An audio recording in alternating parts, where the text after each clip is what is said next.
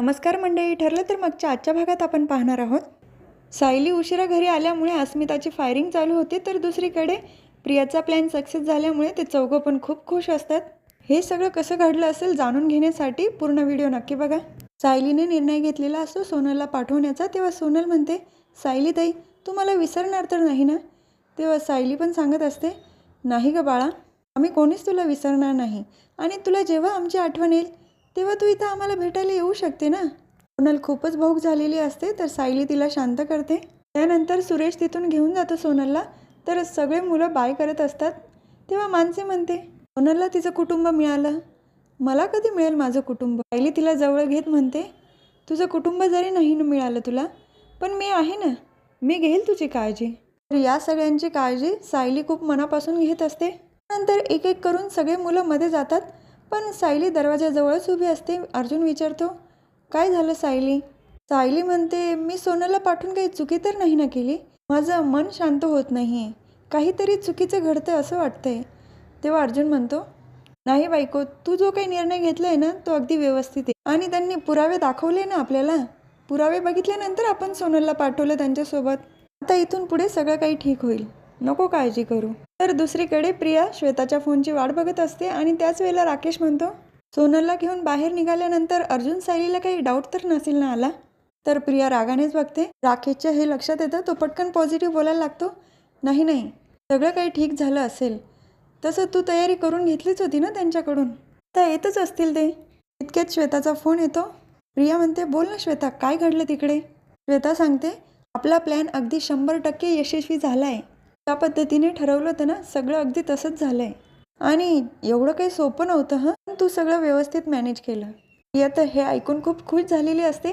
तर आश्रमामध्ये सायली त्या छोट्या गौरीला खाऊ घालत असते, पण सायलीच्या डोक्यामध्ये सतत विचार चालू असतो की सोनलला पाठवून तिने काही चुकी तर नाही ना केली. तेव्हा गौरीला घास भरवत असते, तेव्हा तिचा हात तिच्या गालावर लागतो, तिचा चेहरा भरून जातो.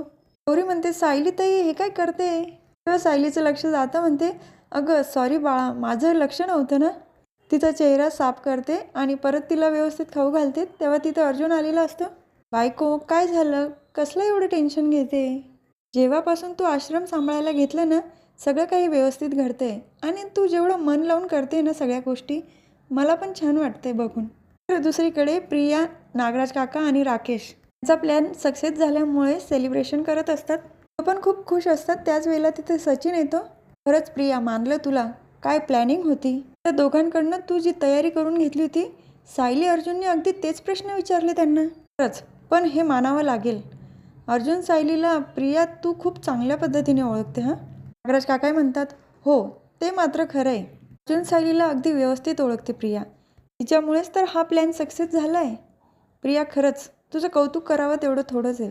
तेव्हा प्रिया तर खूप खुश झालेली असते. मी याच गोष्टीची वाट बघत होती की कधी माझं कौतुक होईल, कारण मी जो काही प्लॅन करते तो सक्सेसच होतो.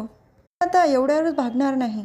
अर्जुन सायलीचे असे हाल करायचे ना, मला एवढा त्रास मला दिला त्याच्यात दुप्पट त्रास मी त्यांना देईल. तर आता कुठलाही त्रास सहन करू शकत नाही, माझी कॅपॅसिटी संपली, पण त्यांना मी असं आनंदात जगू देणार नाही. सायली तर खूप खुश असेल की तिने जे काम केलं आहे ते अगदी व्यवस्थित केलं आहे, पण तिला कल्पनासुद्धा नाही कोणत्या संकटामध्ये अडकली ते.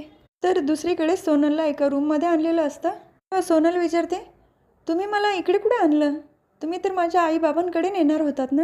ते जी बाई असते ती म्हणते, ए गप्प बस, तोंड उघडू नको, नाहीतर तोंड फोडेल तुझं. सोनल बिचारी खूप रडत असते की ती कुठे अडकली म्हणून. सोनलला आता तर खूप पस्तावा होत असेल प्रेक्षकांनो.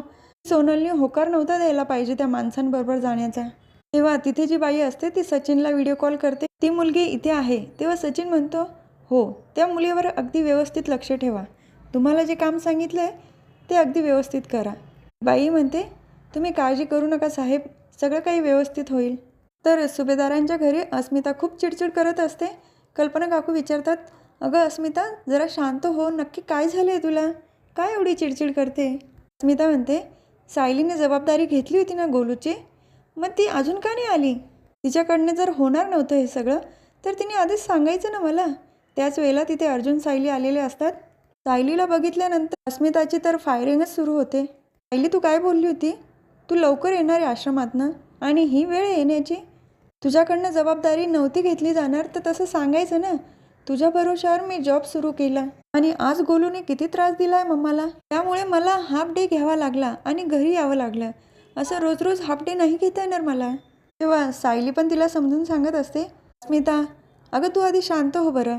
लवकरच येणार होती, पण आश्रमामध्ये घडलेला सगळा प्रकार सांगते. सायली आणि अर्जुन दोघं पण सांगतात, त्यामुळे मला उशीर झाला. आणि असं असेल तर उद्यापासून मी लवकर येत जाईल ना. इतर आश्रमातलं काम मी घरूनच करेल. तर झालं, जास्त काळजी करू नको, आम्ही सांभाळू गोलूला. तेव्हा अस्मिताला पण तिच्या बोलण्याचा पश्चाताप होतो की रागाच्या भरामध्ये ती नको ते बोलून गेली. अशी ती सायलीकडे माफी पण मागते. सायली मी खूप पटकन रिॲक्ट झाली ना, असं नव्हतं बोलायला पाहिजे मी. पण काय करू ग, मला गोलूची खूप काळजी वाटते, म्हणून तर मी म्हणत होती आपण नॅनी लावूया. सायली म्हणते, नाही अस्मिता, अगं आम्ही सगळे आहोत ना, सगळे व्यवस्थित सांभाळू. आता आश्रमातलं काम पण मी घरूनच करणार आहे ना, नको काळजी करू तू. तर अस्मिता पण शांत होते, तिचंही टेन्शन कमी झालेलं असतं. तर दुसरीकडे प्रिया आणि नागराजचा पुढचा प्लॅन सुरू होतो. आता सायलीला असं वाटत असेल की मी एका मुलीचं खूप चांगलं केलं आहे, तिचं कुटुंब तिला मिळवून दिलं, ती सध्या खूप हवेत असेल, पण आपण याच गोष्टीचा फायदा उचलायचा. तेव्हाच सचिनचा फोन आलेला असतो. सगळं काही ठरल्यानुसार होतं आहे आपलं, अगदी व्यवस्थित चालू आहे आणि त्या दोघांना पण मी गायब व्हायला लावलं आहे. प्रिया सांगते, हो त्यांना अशा ठिकाणी लपायला सांग ना की पोलीससुद्धा त्यांना शोधून काढू शकत नाही.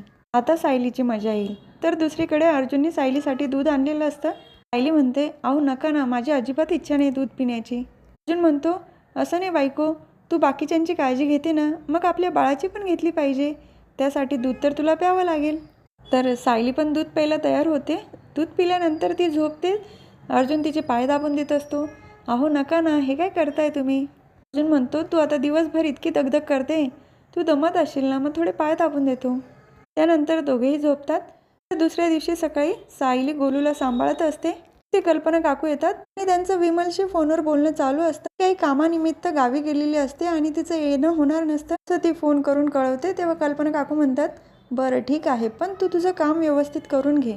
सायलीला पण सांगतात, अगं विमल आज येणार नाही आहे, आपण घेऊ सगळं ॲडजस्ट करून आणि पुढे डोहाळ जेवण पण करायचं तुझं. सायली विचारते, काय आई डोहाळ जेवण. त्याच वेळेला प्रतिमा आत्या आलेले असतात. काय बोलताय तुम्ही, मला पण सांगा काय तयारी करायची, मी पण मदत करेल तुमची. कल्पना काकूही सांगतात, आपण सायलीचं डोहाळ जेवण अगदी धूमधडाक्यात करू, मला खूप लाड करायचे सायलीचे, कुठल्याही गोष्टीची कमी नको पडायला. त्यांचं बोलणं चालू असतं. त्याच वेळेला गोलू दरवाजाजवळ जातो, त्याचा बोट चिमटणार असतो. हा भाग इथेच संपतो. पुढील भागात बघायला मिळतं की स्मिता आलेली असते आणि ती पटकन गोलूला उचलते. सायलीवर आणि कल्पना काकूंवर तर खूप चिडलेली असते. आता मी तुमचं कोणाचंच ऐकणार नाही, मी एक बाई लावणारच आहे गोलूसाठी. पण सायलीला खूप वाईट वाटत असतं, ती कुठेतरी कमी पडते असं अर्जुनला सांगते. तर प्रिया नागराजचा पुढचा प्लॅन सुरू होतो. तर आजचा भाग इथेच संपतो. उद्या पुन्हा भेटूया पुढच्या भागामध्ये. पण उद्याचा भाग खूप जबरदस्त असणार आहे प्रेक्षकांनो. तर पुढचे असेच अपडेट जाणून घेण्यासाठी माझ्या व्हिडिओला सबस्क्राईब करा, बेल आयकॉन दाबायला विसरू नका. धन्यवाद.